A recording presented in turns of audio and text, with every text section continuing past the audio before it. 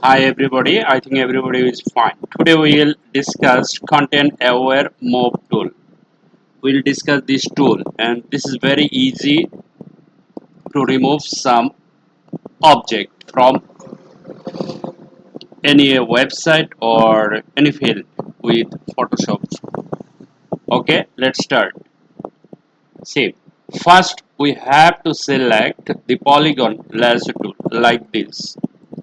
Just like this, we will select here. Okay, so I selected. Then you have to go edit, see the fill, simple. When you click here you will find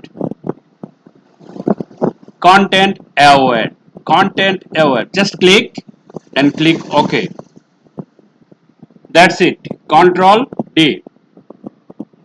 Okay, so we can remove anything with content aware tool. So we can highlight this that we have finished this.